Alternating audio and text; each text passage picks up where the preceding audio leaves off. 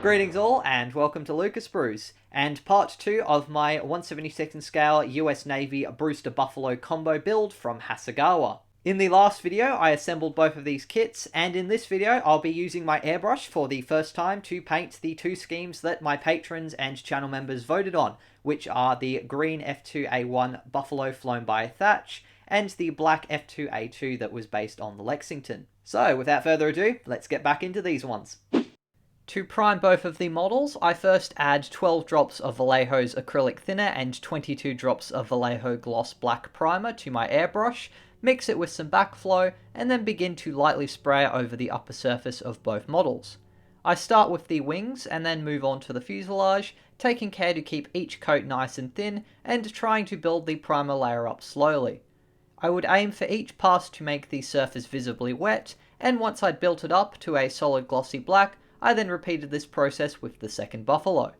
The upper surface of the first buffalo had about 15 minutes to dry as I painted the other aircraft, and then once it was done, I placed it upside down on the turntable and sprayed the first aircraft's underside in the same manner. Once the two buffaloes are finished in gloss primer, I leave them to cure for 24 hours, and the next day move on to painting. Being brand new to airbrushing, it took a little bit of fiddling around until I got the ratios right for the paints I was using. Initially, I tried 3 drops of Vallejo Flow Improver, 3 drops of Vallejo Acrylic Thinner, and 6 drops of Vallejo Model Air Aluminium for the base colour.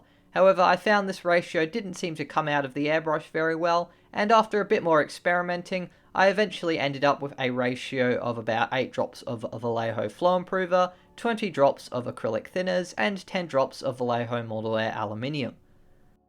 For my first attempt at aluminium, I decided to try and create a pre-shading kind of effect by applying the paint in the centre of each panel section first, and then doing a unifying pass over the whole model to blend it in a bit. I ran out of paint at one point and refilled with 2 drops of Flow Improver, 14 drops of acrylic thinners, and 8 drops of aluminium, which worked really well. To move the model around, I try to hold on to the white tack area that was masking the interior sections, although I found the rotating base was very handy when I remembered that I had it. Once the upper surface of the first buffalo was done, I then moved on to painting the upper surface of the second buffalo, much as I'd done with the primer. As you can see, I was still getting the hang of finer controls and the right ratio, but I was quite happy with my first ever airbrushing. By the time I'd finished painting the aluminium on the upper surface of the second buffalo, the paint was touch dry on the first one, so I held onto it while painting the underside and also tried out the turntable, which was very useful. Once the aluminium was applied on both of the buffaloes, I gave the paint a few hours to cure and then got out some masking tape to cover over the bare aluminium areas near the wing, cowling and the tail. As well as this being my first attempt with airbrushing, I'd also not really used masking tape for paint very often. I found it a little bit of a tedious process to apply it, especially considering all the areas on the buffalo that were really small and hard to cover, and I found that its curvy shape and tight spaces around the tail were quite difficult to mask. For narrow sections of the aircraft and to create a precise edge, I used 3mm tape, and then for the larger areas I filled it in using a mixture of 9 and 16mm masking tape. I decided to also try out some chipping fluid on these builds, so once both of the planes were masked, I mixed 3 drops of Vallejo acrylic thinners and 4 drops of Vallejo chipping medium, and then applied it over the areas which I hadn't masked. I probably applied it too quick and thick, however, as I did see it pool slightly in some places, so in the future if I ever use it again, I may thin it further and apply it slower, because as you'll see I had a lot of issues later on. I gave the chipping fluid a full 12 hours to properly dry, and then to create some pre-shading and the F2A2's black cowling, I mixed 4 drops of Vallejo Acrylic Flow Improver, 5 drops of acrylic thinners, and 3 drops of Vallejo Model Color Flat Black. I then carefully filled all the panel lines on the F2A2 before then building up a few layers for the engine cowling. I then repeated the process of pre-shading the F2A1's panel lines, and did a final spray of black on the F2A2's cowling. Unfortunately, I didn't hit record while I was painting the first few layers of the wings, but I used 2 drops of Flow Improver, 8 drops of thinners, 19 drops of Vallejo Model Air RLM04 Yellow, and 1 drop of Vallejo Model Color Vermilion Red. This ratio was based on Hasegawa's painting guide, and I feel like it produced a pretty good colour.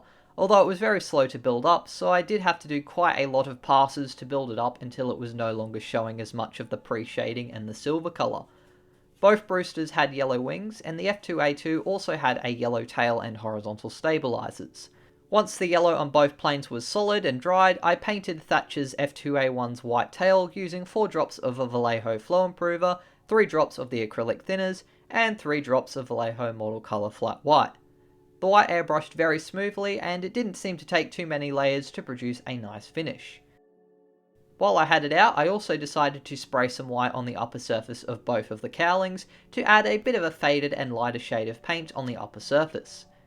Once dry, I then sprayed the F2A2's tailband and cowling with the flat black using the same ratio as I'd done previously, and for Thatch's green I went with 3 drops of Flow Improver, 4 drops of thinner, and 3 drops of Vallejo Model Colour 70833 German Camouflage Bright Green. This turned out to be a perfect match for the kit's green decals, although I probably applied it a little bit too thin. I also had considerable overspray with this paint on the wings and tail, which I would have to fix up later on.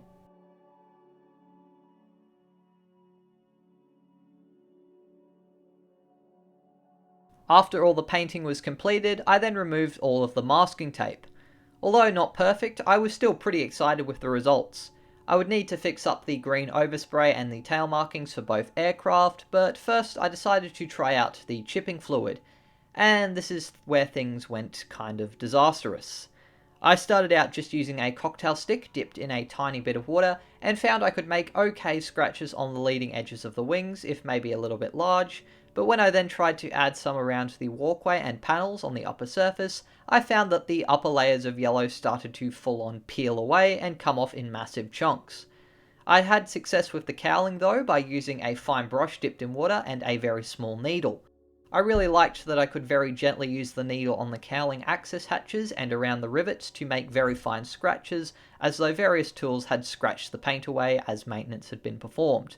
Though the needle worked okay on some parts of the wings, in other areas it would still strip large chunks away. I tried to soften these chunks with a brush, but found it didn't really work either. As you can see, the cowling on Thatch's Buffalo worked out quite nice, but it too suffered from peeling very badly on the wings. So I'm not quite sure what could have caused this. I did leave at least 12 hours between applying paint and the chipping and scratching. Perhaps I did the paint or chipping fluid a little bit too thick, but either way I would have to mask the aircraft up again and gradually build up the yellow on the wings, which took a lot of layers. The result's pretty bad, but better than all of the stripped metal. I did consider fully stripping the kits back and restarting, but I'd spent so long already on them, plus I was fast approaching a deadline for the group build, so I decided to just accept the rather dodgy yellow paint on the wings with its various imperfections and layers visible and take it as a bit of a warning for future builds. The tailband markings were fortunately a lot easier to fix. I simply added more accurate masking tape lines and with a little bit more care added the paint. Not as good as if I'd gotten them right the first time, but they were acceptable. Although I did find out later I really should have measured the decals so that I could have an accurate width for the band, because it turns out I did mine a little bit too thick. Finally, I masked everything but the tail on Thatch's Buffalo and fixed up the green overspray and peeling white paint, and with that the aircraft were fully painted.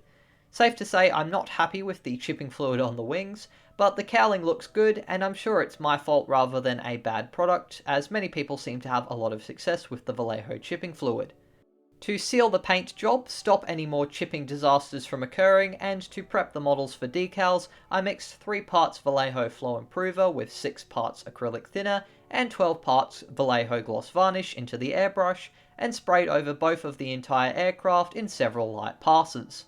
I have to say, the ability to smoothly apply varnishes is something I'm very excited to be able to finally do with the airbrush, and I was really proud of how glossy and shiny the aluminium on the Buffaloes looked.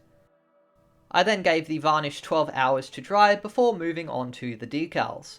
For the decals, I first cut out the ones from the rather large sheet that I would be needing, which was mainly the roundels, the numbers, common stencils, and a couple of the wing markings. Once cut out, I stuck the decals in some very warm water for just under a minute, and then placed them on some paper towel to absorb the excess water, and began to slide them off of the paper onto the model using a brush or my finger. I also find it helps to apply a bit of water with a brush to the area before applying the decal. The decals in this kit were pretty thick and rather fragile, unfortunately, and I had a lot of trouble with the wing decals. Not only did they not seem to quite line up, but they also had to be placed on a rather rough surface due to the chipping problems, and most problematically, there are some bulges on the outside of the wing which they're supposed to conform to. And although maybe Cartograph decals would have managed, these did not. I continued to apply all the decals with no further issues, and once in place I then used a cotton bud to apply some Vallejo decal softener onto all of the decals, especially the ones on the wings, followed by some Tamiya decal adhesive to help them soften and stick to the surface details. I then repeated this process for the F2A2, which pretty much had the same markings and the same issues with the wing decals. I then waited 12 hours for the decals to settle onto the model, and in the meantime added on smaller parts such as the pitot tube and assembled the aircraft's propellers, which consist of 3 blades, a hub and a spinner. I'm not really a fan of how they've done the 3 blades separate, as they're rather tricky to line up on the hub, and I don't see why they couldn't have bothered to mould them as a single piece. Once assembled, the gearbox is slid onto the shaft of the hub, and then a polycap can be attached to secure them into place. The F2A2 also has 2 separate pieces for the exhausts, which I add on. The gearbox can be glued to the engine cowling, although I decided to keep the prop assembly separate to make painting easier. The propellers are similar, although the F2A1 has smaller blades with a much smaller spinner, as well as a tall mast for the radio, which I had to attach. Once attached, I painted the pitot tubes and any parts of the landing gear that got oversprayed by accident with some Vallejo Air aluminium, and I also painted the propellers with this same colour.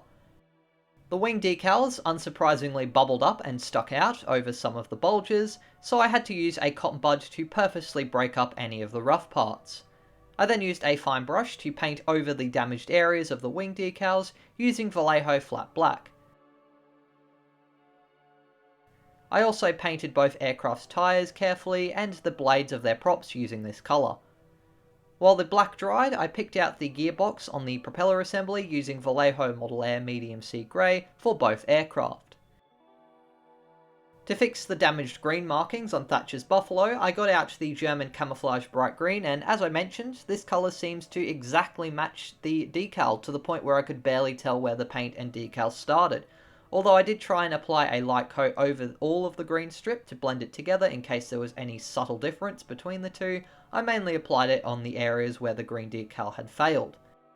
I added a few more coats of these various colours to neaten things up and make them nice and uniform, and then I got out some X31 Titan Gold and applied it onto the exhausts of both kits and the wiring details of the engines using some X20A acrylic thinners to thin down the paints. Thank you very much for watching this video. I hope you enjoyed seeing how the painting turned out, and be sure to stay tuned for the next episode where I cover weathering and give my final thoughts and review on these 2 kits.